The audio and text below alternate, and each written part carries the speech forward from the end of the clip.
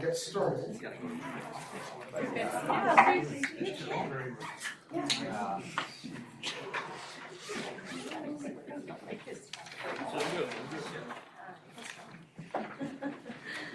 So, thank you all very much for coming. I trust everybody looks like they found your name tags out on the table out here.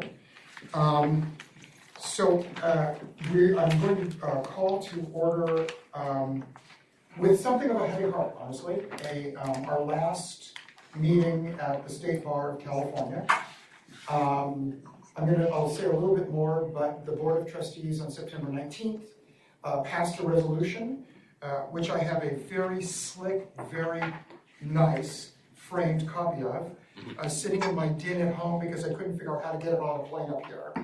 So I'll have to figure out how that goes, and when we ultimately light, wherever we're going to light, we will have that as our first office decoration. So I'm going to call this meeting to order, and I believe I'm doing this in the right time and place. Please correct me if I'm wrong. This meeting is being recorded, and because under the California Penal Code, California is a two-party state for recording, everyone has to consent to the fact that it's being recorded, even those folks that are on the telephone. So I get a voice vote that says yay, or I just say if anybody objects, please let me know.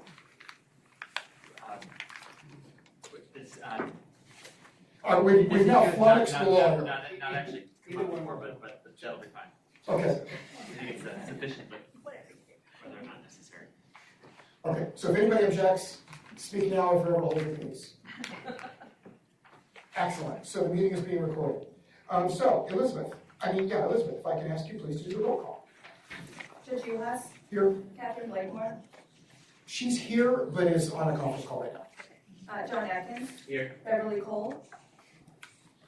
David Daniels? Here.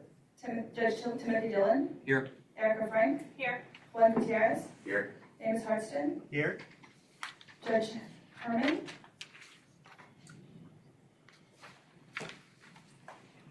Determine if you're muted, we can't hear you.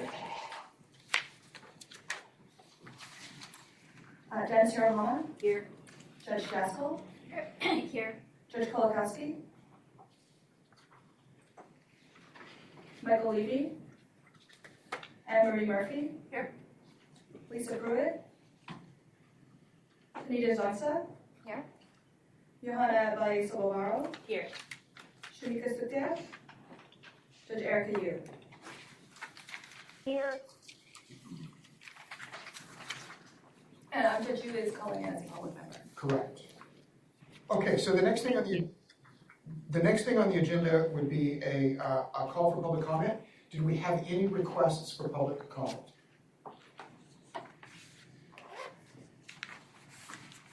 Does any member of the public that's either here personally or on the telephone wish to make any comment?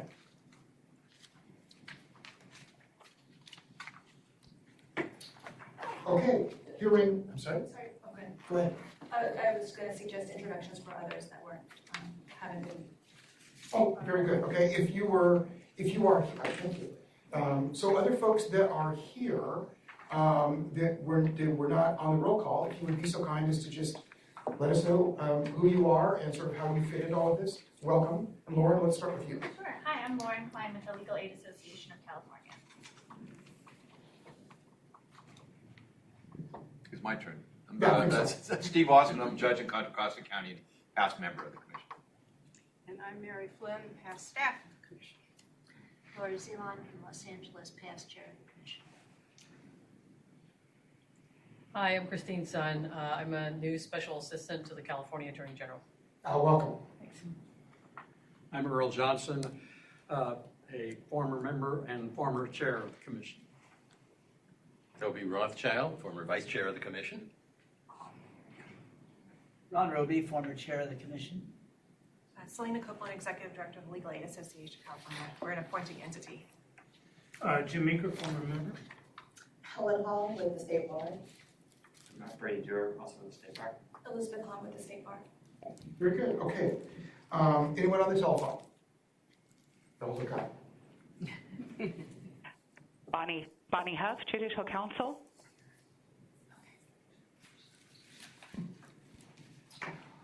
Okay, so hearing no one else, on the consent calendar, which is the next matter, we need approval of the notes and actions summary from the June 25th, 2019 meeting. I need a motion. So moved. That was Judge Jaskol and Margarita Rios. Was the second? Any discussion, corrections, changes? Hearing none, do we have to do a roll call or just do by the vote? We have to do a roll call. Okay, Elizabeth? Judge Uhas. Yes. Blakemore. Adkins. Yay. Cole. Daniels. Yay. Judge Dillon. Yes. Frank. Yes. Gutierrez. Yes. Hartson. Yes. Judge Herman. Hirohama. Yes. Judge Jaskol. Yes. Judge Kolakowski. Levy. Murphy. Yes. Pruitt. Johnson. Yes. Sobomaro. Yes. Sukdale.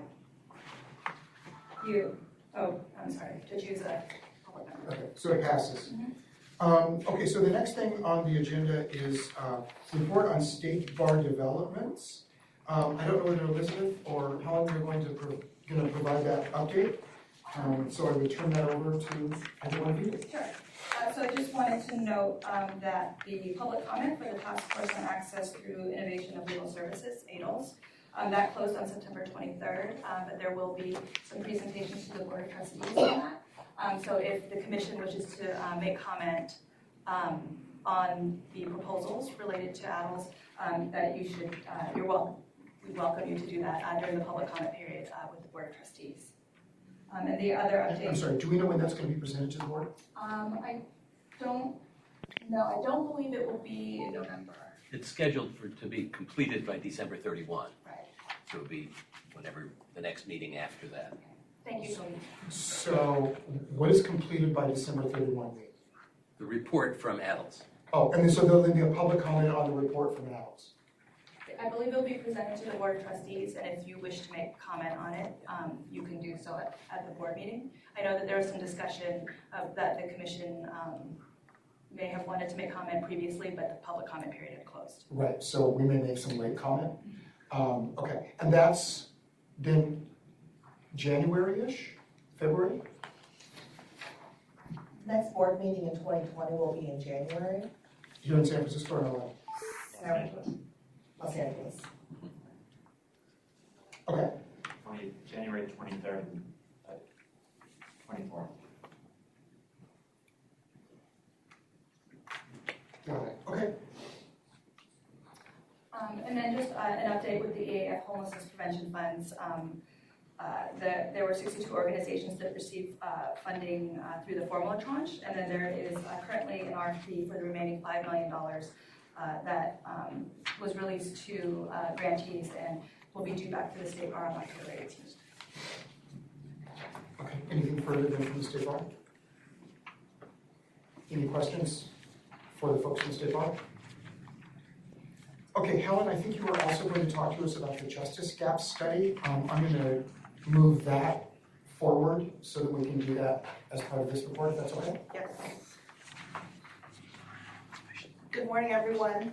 I think this is my first CCAJ meeting, and so I wanted to introduce myself. My name is Helen Hong. I'm the director of the Office of Access and Inclusion here at the State Bar.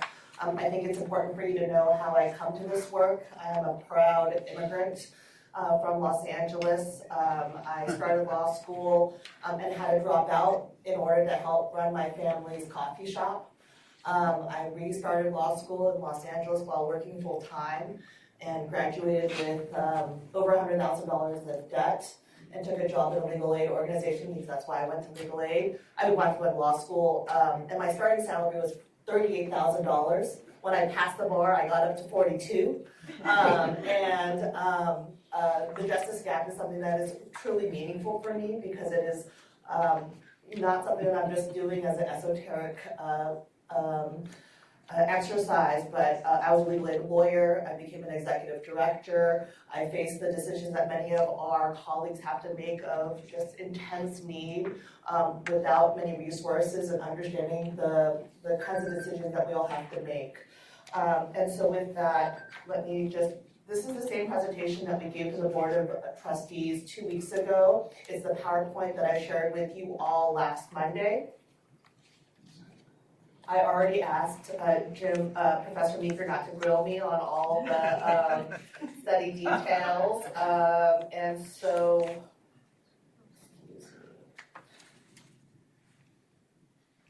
so as you know, this report is really to advance our mission to increase access and inclusion to the legal system in order to understand what the justice gap looks like in California.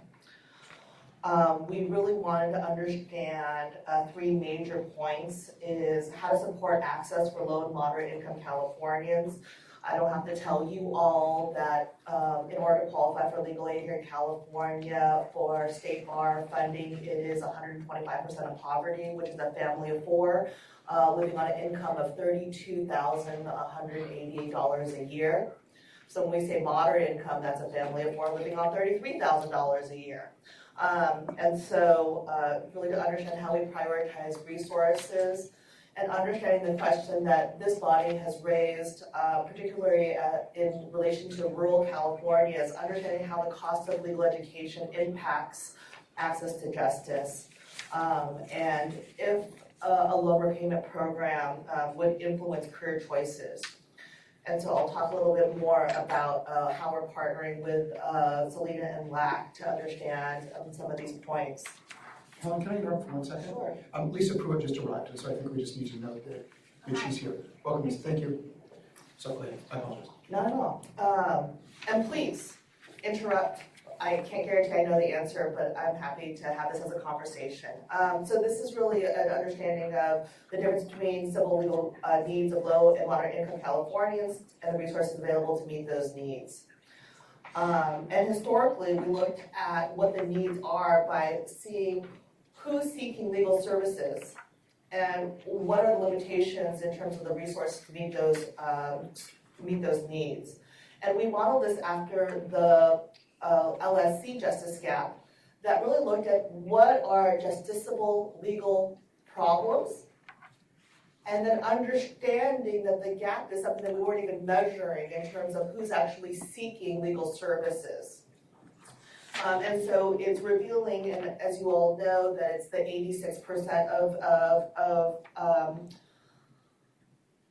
Americans who have problems that don't have any resources in order to meet them. And so we wanted to really see what are the issues that Californians are facing and what is their help-seeking behavior.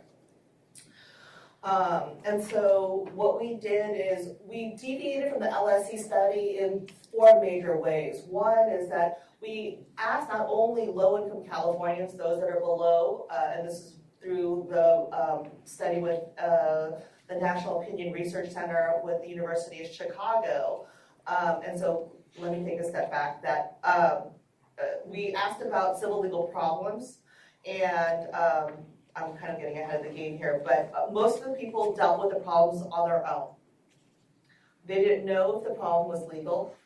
They were afraid to pursue legal action. And then the 4th reason was worried about cost. And so this is really a question of really thinking about how we're even thinking about the justice gap and what are possible solutions, because if people are not even seeking legal help, then necessarily having more resources isn't the solution. And so we have multiple parts to this justice gap study. First, and the cornerstone is really the NORC report, which surveyed 3,885 Californians. And it's supplemented with an intake survey of 69 legal aid organizations funded by the State Bar in terms of a 4-week intake census to see who was coming for them for help, what kind of problems were they being requested, what problems were being requested, and how many were they able to serve, partially serve, or unable to meet. The second portion is really about the law student survey, where we're working with the Legal Aid Association of California in a survey of, the first phase was a survey law students who were already in legal aid over the summer, interns, as well as clerking at firms that have a strong pro bono presence. And then supplementing that is legal, the State Bar actually sent out a survey to all the students registered with the State Bar.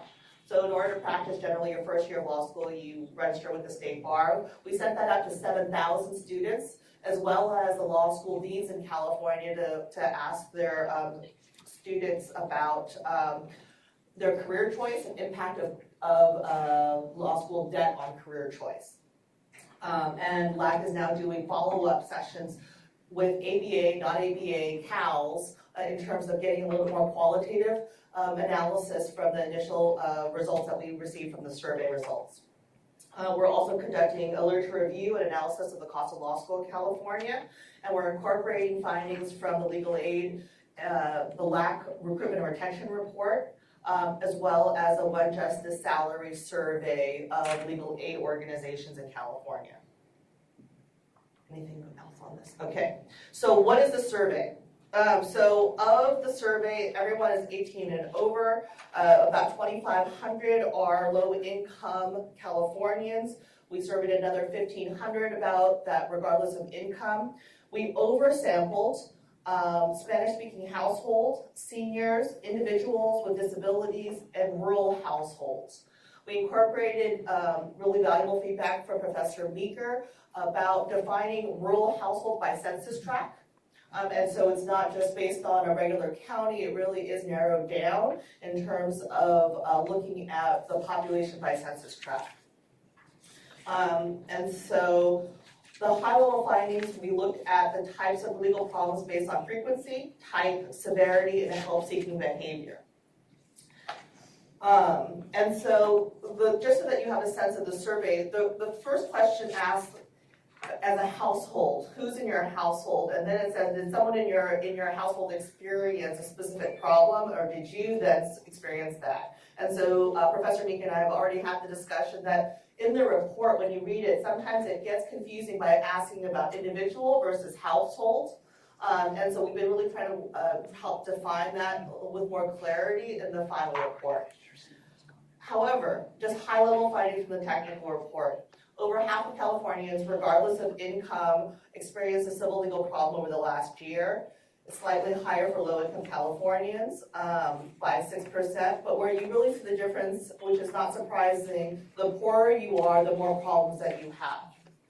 So when we look at having no problems, overall, you see the overall is purple, and then the blue is below 125%, and then the green is above 25%. So you really see the dramatic difference when you see having 6 or more problems in terms of the number of problems that low-income Californians have. So when we look at the most common problems, and I think this is really important to kind of delineate, when we talk about what kind of problems that people are discussing, the questions regarding to health are questions regarding billing, inability to access or get insurance, issues of medical debt collection or assistance or payment for procedures. For finance, the questions of problems getting credit because of identity theft, target of unfair lending practices or internet scams, or problems with debt reduction or credit repair. For employment, these were questions regarding wage and benefits, denial of workers' compensation, unsafe working conditions, or denial of accommodations. And so you see, regardless of income, the top 3 problems of households experienced are the same. Where you see the difference is when then the panelist says which problems really had a severe or substantial impact on you, because then this triggers a little bit difference of help-seeking behavior. And when we look at that, I'm going to talk about the above 125 first, because we'll go into another slide that talks a little bit more about the details. For above 125, the issues of veterans, children in custody, and family come up. Under family includes domestic violence and sexual assault. And so with veterans, the questions related to discharge status, receiving benefits for medical care, or receiving their job back once they're back from deployment. Children in custody are pretty self-explanatory. I do have to note, though, some of the children categories, there is slight crossover with dependency issues. We try to keep these questions very broad, and so some of the guardianship questions or involvement with Child Protective Services may have a dependency crossover, so you may see a little bit of oversampling there or over-reporting in that area. And so family related to divorce as well as assets.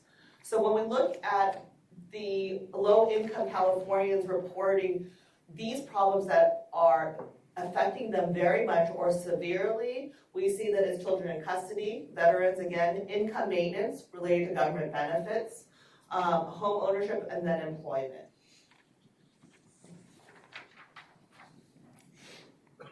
So, what is not much different than in the LFC study, what we see is that only 30% of low-income Californians, and even just 32% of higher income Californians are actually seeking legal help. And so the question is, okay, 30%, everyone has these problems, but only 30% are then picking up the phone or then seeing, okay, how do I get help for these problems? And then when we look at, well, okay, if these were the problems, how did you then deal with it? A vast majority are dealing with the problems on their own. Then they weren't sure if it was a legal problem, afraid to pursue legal action, and then worried about cost. There was a slight differential, like you didn't see this fear of pursuing legal action in the LSC study that you are seeing in California. Again, in California, the LSE study didn't ask about immigration, obviously because they don't provide immigration services because of the funding restrictions. So we did ask that, but I kept it very broad. I just said, do you have an immigration, an issue related to an immigration issue? But we do see that fear is on the top list. That was not in the LSE study. What we do see though, when people are seeking legal help, they are most likely to receive and go to legal aid. So the vast majority, not the vast majority, but 39% are receiving or seeking legal help from legal aid. And I did note that the legal aid hotlines, as well as possibly the pro bono attorney, could also be related to legal aids themselves. And again, it's whether or not the client, the individual knew that it was a legal aid provider. I think it's important to note, and I've shared this with Bonnie as well, that self-help, which is also not on the LSE study, is a 16%. Which I think is a testament to the work of judicial counsel and the court system here in California. Was that based on low income or was that based on the entire sample? Low income. Now, these numbers were revised, and I couldn't, I can't change it because it was a graphic. These numbers are slightly off, and so we did the projections based on the intake census of the 69 legal aid organizations. And again, these are just legal aids that are supported by the state bar. And it's smaller than the entire 97 because these are direct legal service providers that generally are providing one-on-one services to low-income Californians. When we projected that out, we see that 450,000 problems are being asked of legal aid organizations in 2019. Let me see what my revised numbers are. So legal aid will provide some sort of help to about 59% of the problems, but they'll only be able to fully serve 30%. And so there's a huge need, and even the capacity of legal aid organizations is limited. Yes? By fully served, do you mean representation, direct representation, or do you mean something else? It means that they will have fully resolved the problem. And so it could be full representation, or it could be that they resolved it through other means. And so in contrast, now this is the list of the types of cases that were closed by the legal aid organizations in 2018. So we saw what the needs were. The highest needs were for low income, child in custody, veterans, and then income maintenance. And so when we look at the flip side of these are the number of cases closed in 2018 from legal aid organizations. The highest number of closed cases was in housing, then immigration, then health, and long-term care. And so that isn't necessarily not consistent because again, it's who's actually seeking for help in terms of what the severity of the problem, as well as I think the other side is there was a huge influx of funding for housing and immigration over the last several years, and so that reflects also the availability of resources and the needs in the community as well. So for the survey of law students, as I spoke about, we emailed about 7,000 law students, and as of 2 weeks ago, we received 1,400 responses. And so we are following up with some of the data. We see that 75% of law students have expected to graduate with $136,000 of just law school debt and $150,000 in total school debt. In contrast, One Justice published their legal aid salaries for California in 2019, just a couple months ago, and the average staff salary of a legal aid worker in California is $65,000 a year. So for the final report, next steps, we expect to have the final report by the end of 2019. We are working with NORC as they're compiling the data based on our input.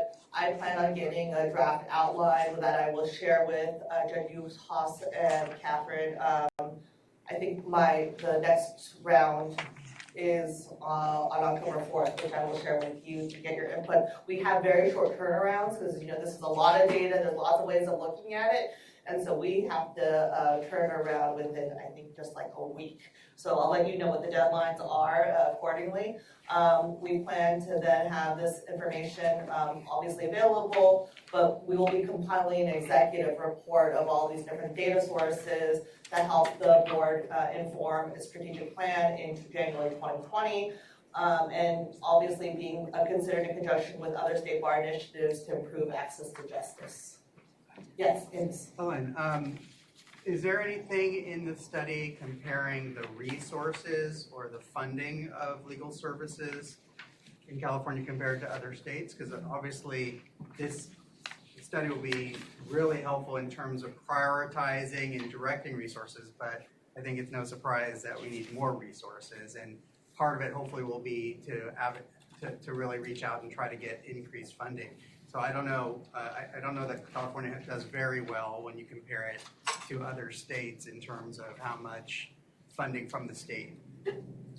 I understand your point. We're not going to be comparing it to other states. I don't really have that capacity, but we will be noting in terms of how much the state bar provides, as well as other entities, including CDSS. But if you have that data, I'm happy to footnote that as well. Yeah, I think when we go to advocate, I think having that piece of it will be very helpful as well. Maybe Selena knows. Yeah, the ABA used to gather that data. I have to say it's really hard to get a state-by-state comparison because there's no real centralized way to gather funding for all states' IELTS programs. It's pretty easy to look at LSC funded programs because they have to report to LSC all their sources of funding, and LSC has a good state-by-state comparison. I think it's like LSC by the numbers. Mm-hmm. But for every state's IELTS system, it's hard to show the comparison of funding per person, but the ABA used to gather that in a way that we used for our budget advocacy at the state, but I just have to say it's not updated frequently enough to be very, very helpful, so you have to always talk about it as a snapshot in time. But they do have data. There'll be a new report out next year. I'm sorry? There'll be a new report from the ABA next year. Oh, okay, thank you. On IELTS funding. I have a question.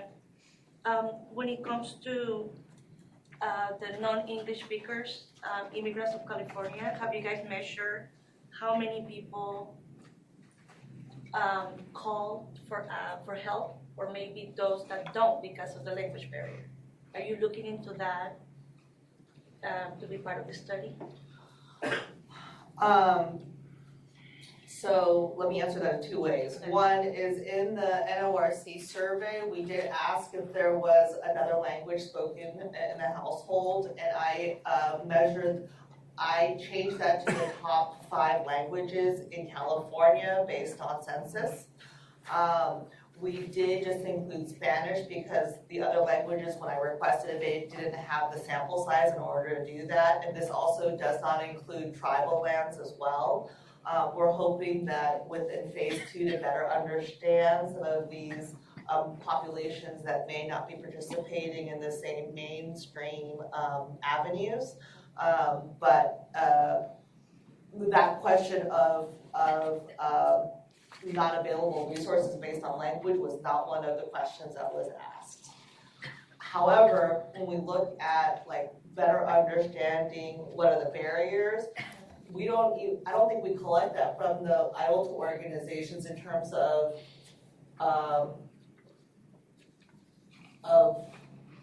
unable to serve based on language capacity. Most of our organizations do use Language Line in order to support languages that they may not have in-house. But I'm trying to think like how we would even answer that question. I'm not quite sure, but it is something that we're aware of, that we would like to dig in further.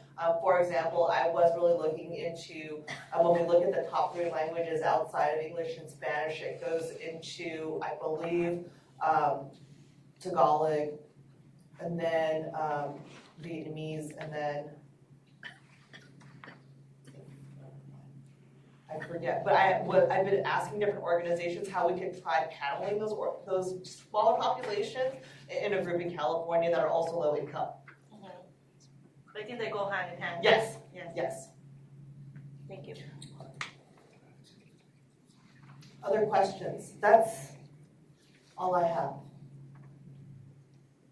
Any other questions for help? Any other questions for the, So I think the only thing I'll note about disability is, I like how you framed it in terms of people with disabilities identifying, multiple, more problems than other people. But I'll also note the way the data gets collected, not everything a person with a disability experiences is under the disability category, right? It's also going to be people with disabilities have income maintenance problems, Yes. which is a lot of what our office gets calls about, or they have child custody problems. A child's being removed and they believe it's based on their disability. So I think in some ways it's also worth noting that disability snapshot, when it says a disability issue, is not inclusive of every issue that a person with a disability experiences, and you're going to find people with disabilities in these other categories in some significant numbers. A question on it wasn't exactly clear to me on the study when people reported 6 or more problems, and I think they only looked at the top 4, but when they put down the problem area, they only picked 1 problem area. Out of those multiple problems, how did they pick the problem area, do you know? So when I went through the survey, it'll say, okay, which problems, and you would keep on going through all the problems they experienced. Did you have a problem with this? And then it would give you additional questions. Right, but when they looked at the most problem area, like health, oh, if they listed multiple problems, did they list all the problems to doing that, or did they list 1 problem for that answer, which was health? I can double check on that one.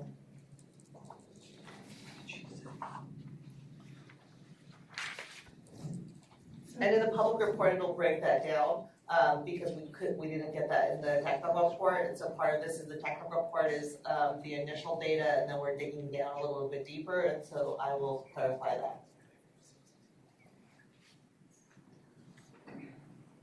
So to answer Johanna's earlier question about language access, in California, the State Bar and Judicial Council both help support a website called Law Help California, which our organization runs and is responsible for updating the thousands of resources and referrals on there. And we have the websites available in multiple languages, and also many of the materials are available, and I think we have up to 27 languages right now for resources. And we also try to profile what organizations have language capacities. So if someone is looking for help and they get to that website, which is our outreach issue, we hope that they know where organizations have language capacity to serve them in their preferred language. So.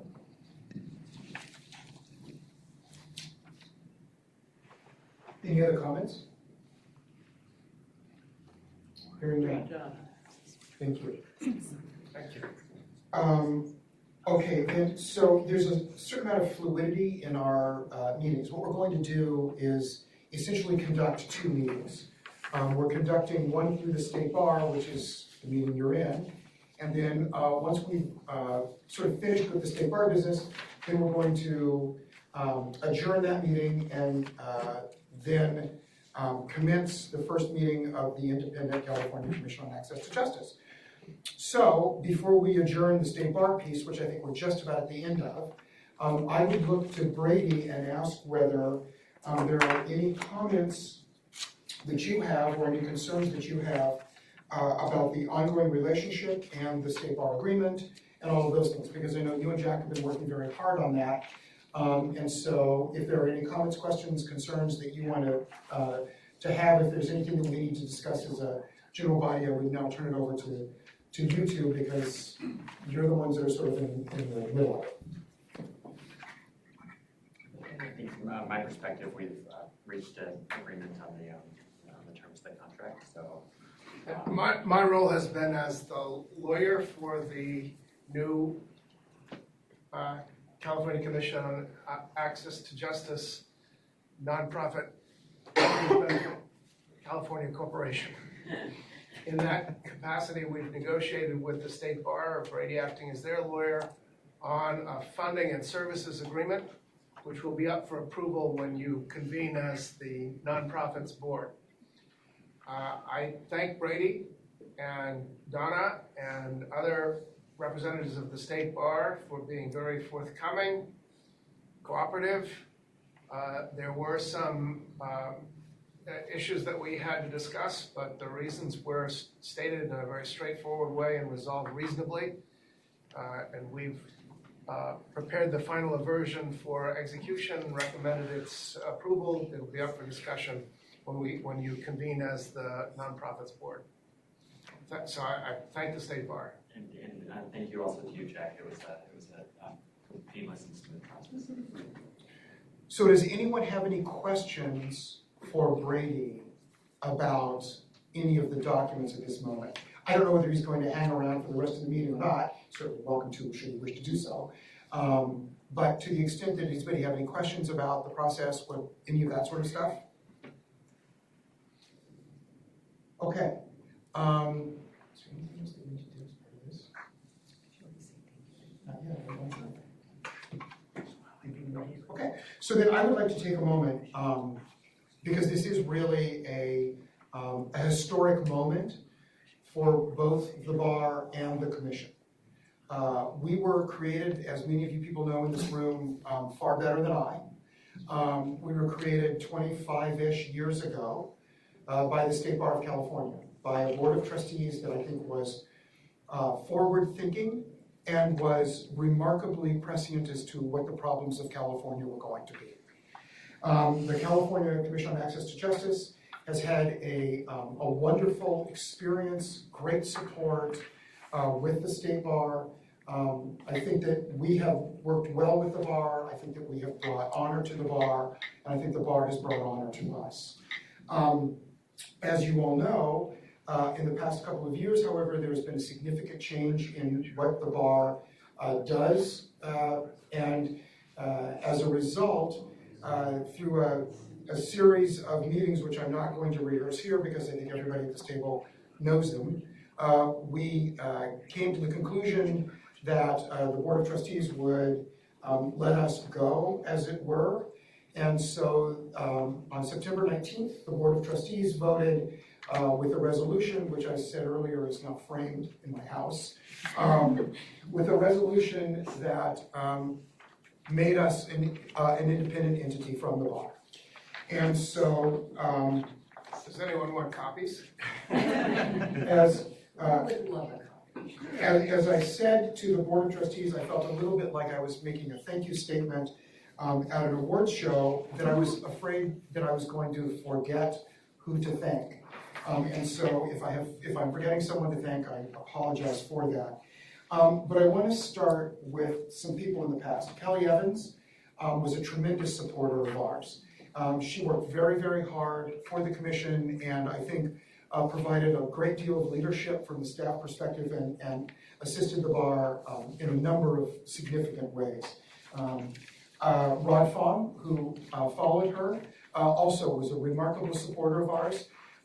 He was at the beginning of the wave of change, and I think with great grace and skill, he navigated a number of changes before the ultimate decision through the Appendix I review process was made that the commission should no longer be a part of the bar. Elizabeth has been remarkably helpful. She's been a great support. She's had, again, a tremendous sense of humor when we have been doing things, and supportive, and all of those. And I will say that this has been a long process with a whole lot of meetings, and maintaining a sense of humor was of significant importance through a lot of this. And so thank you very much for that. Donna, who is not here, Donna is on a well-deserved vacation in Mexico. Also has been at times where I thought that the bleakest hour that we wouldn't get to where we got to, but we did. Through Donna's good offices, and importantly, the bar is supporting us not only with words of support and encouragement, but actually with a checkbook. And that is very, very important as we go forward because it will set us on a path, I think, of independence and important independence. So I can't thank Donna enough. Rodney Lowe, who is, I understand, is retiring as of today or tomorrow, I'm not sure which, as of Friday, who has also been very, very helpful. He was staff to Scuttles, and many of you are alumni or alumnus or alumna or whatever the right phrase of Scuttles is. And Scuttles was absorbed into the commission again as part of the Appendix I review, and Rodney has been there through thick and thin, helpful and supportive through that. We're also going to talk about the Colorado book a little bit later. Rodney has been a tremendous assistance in shepherding that through, and we are within inches of getting it done. It's now going to become a commission project, and again, I said further downstream, we'll talk a little bit more about that. But Rodney has been of great assistance and help in that.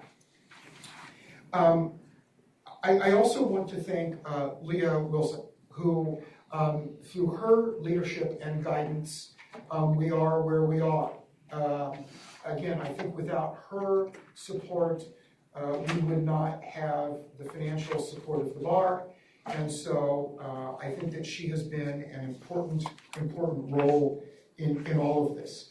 And then finally, again, I'm sure I'm leaving a million people out, but Helen Hong, who is truly one of us and has been a newcomer to this whole process and has been working, I know, hard in the background to make sure that all of the transition has occurred smoothly. And I know that we will rely on Helen because even though we are no longer under the umbrella of the State Bar, we most certainly are part of the State Bar in many ways. And I think at heart, we're part of the State Bar. And I know that, that Helen is going to be there helping us, supporting us, presenting to us, making sure that the access piece that the State Bar is taking on is going to be informed by what we do and bringing to us what the State Bar is doing so that we are informed by what the State Bar does. So I think that we owe a tremendous debt of gratitude to the State Bar. Without them, we wouldn't be here. Without them, we wouldn't be on what I think is a pretty fantastic path into the future. I look forward to what I think is going to be a tremendous change. I look forward to the ability for truly the California Access to Justice Commission to take wing, to again become the nationwide leader among access to justice commissions, and to get back to work because we've been sort of in a path that we've been not able to do that, but we are now getting back to work. And so with the adjournment of this meeting, we are going to roll up our sleeves and get back to work. So I would ask whether Catherine has anything she would like to add, Jack whether he has anything he would like to add, and then ask whether anyone else has any comments they would like to add before we adjourn, like I said, the final meeting with the State Bar. So I'll just say, echo all of the appreciation to the State Bar staff, both current and former. Some of who are also here, Mary Flynn in particular. But I also wanted to just acknowledge the amount of time that Judge Uhas has spent behind the scenes working on this. He is the most unflappable person, at least publicly, that I know, and a person who really makes an effort to engage everybody who's been involved in this process on an ongoing basis, and I think that's really contributed to our success. So, thank you. Jack? No, thanks. Anyone else have any comments? Having said that, we will adjourn the final meeting of the State Bar. Thank you all so very, very much. Okay, so we can, I think, end the webcast. The recording is going to, I believe, continue. I would like to, with great